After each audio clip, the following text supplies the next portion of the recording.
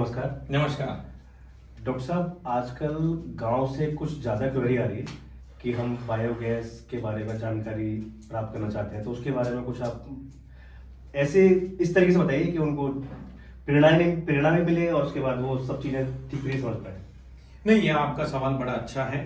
मेरे पास भी कई कई क्या बहुत कॉल्स आते हैं इस संदर्भ में कि बायोगैस प्लांट कैसे डालें, हम कैसे स्थापित कर सकते हैं, बायोगैस प्लांट क्या है, बायोगैस प्लांट कहाँ लगा सकते हैं, बायोगैस प्लांट में हम क्या क्या डाल सकते हैं जिससे हमें ईंधन और खाद मिल सके। जी देखिए, बायोगैस प्लांट अपने में एक मशीन है जी क्या जो स्वतः प्राकृतिक रूप से चलती है।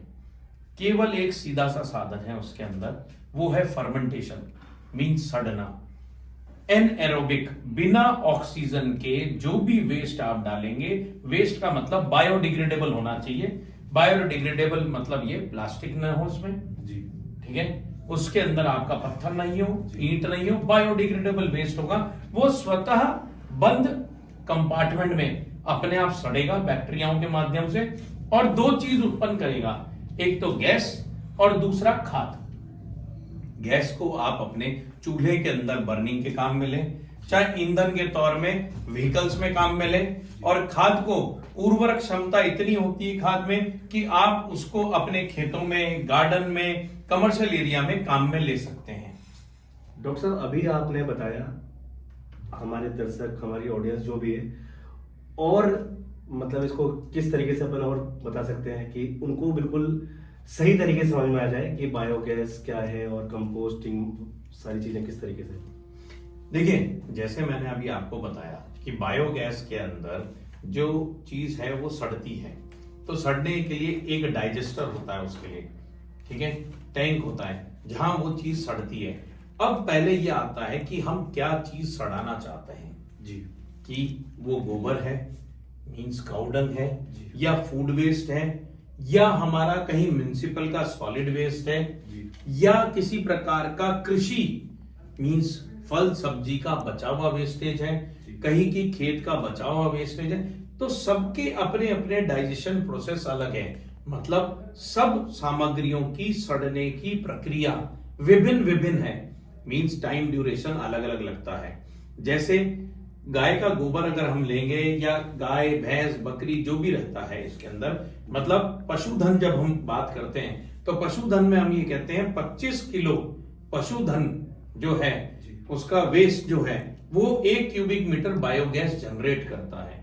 ऐसे ही जब हम बात करते हैं फूड वेस्टेज की, तो फूड वेस्टेज के अंदर 10 किलो जो फूड वेस्टेज है वो 1 घन मीटर बायोगैस जनरेट करता है।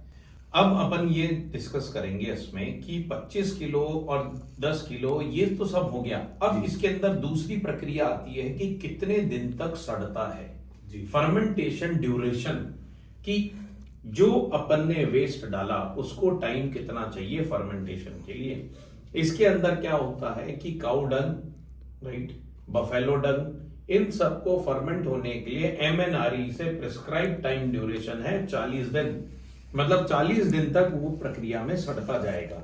अब दो तरीके होते हैं, या तो आप 40-40 दिन के अलग अलग बैच बना दो कि ये पहले दिन का बैच है, ये दूसरे दिन का है, ये तीसरे दिन का है, चौथे दिन का है, तो इसमें से गैस निकले। लेकिन हम एक ही डाइजेस्टर बनाते हैं, तो एक डाइजेस्टर में हमने पहले दिन का डाल दिया माल, उसी के अंदर हमने सेकेंड डे भी स्लरी डाली, उसी में थर्ड डे डाली, फोर्थ डे डाली, साइमल्टेनियसली वो 40 दिन तक डाली।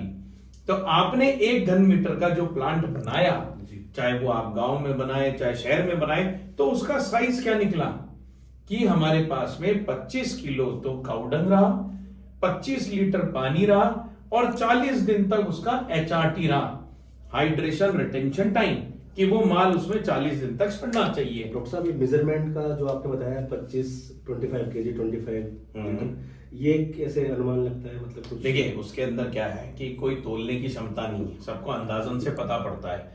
अब कोई एग्जैक्ट प्लांट तो बन नहीं रहा क्या कि जहां पे आप नहीं साहब ये 5 टन का माल है, या ये 10 टन है, या 20 टन है। एक गमला जो होता है तगारी जिसमें इकट्ठा करते हैं क्या, उसके हिसाब से आप अंदाजा लगा सकते हैं, या एक बार अपन ने तोल लिया तो हमें अंदाजा हो गया। ऐसा नहीं है कि 25 का मतलब 25 ही डाले। जरूरी नहीं है कि वो ना। बिल्कुल एक्यूरेट ही हो, 19-20 भी 30 चलता है। किलो भी डाल सकते हो आप, 25 का 24 भी रह जाए, लेकिन एक ये साइंटिफिक कैलकुलेशन है। इस साइंटिफिक कैलकुलेशन में हम ना उलझ के, देखिए हर चीज में मैं आपको यही समझाता हूं और सबसे यही आग्रह करता हूं कि हमारा मेन मकसद या हमारा मेन टारगेट अपने वेस्ट को अपनी ही जगह पे निस्तारण करना है। उस वेस्ट के साथ में साइंटिफिक कैलकुलेशन लगाना नहीं है। हमें केवल यह है कि हमारा जो कचरा है उस कचरे को हम अपनी ही जगह पे निस्तारित कर दें और उससे उपयोगी चीज जनरेट करें।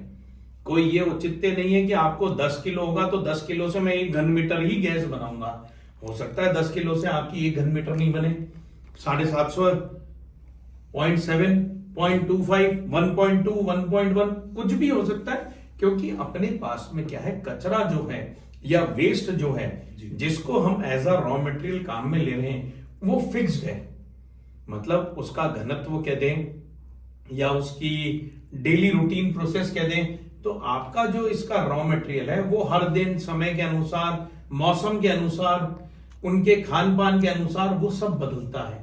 कभी आप टमाटर ही टमाटर खाएंगे, कभी हरी सब्जियां आएंगी आपके पास, तो वही तो जानवर भी खा रहे हैं, वही पशु खा रहा है।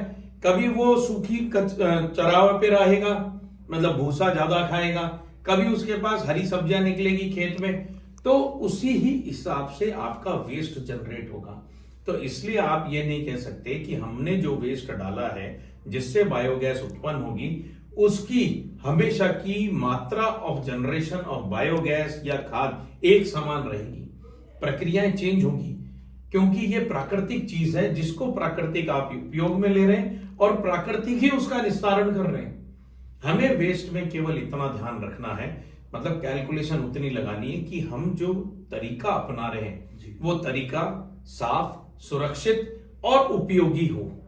हम उसके अंदर ये कैलकुलेशन लगाएंगे, मतलब ये मेरा पर्सनल है, चाहे दर्शकों को कहें चाहे आप, तो इसमें ना जाए कि हम क्या करेंगे, हमें कितना डालना है, कितना बनाना है, हमें वो कैलकुलेशन अपने में ध्यान रखनी है।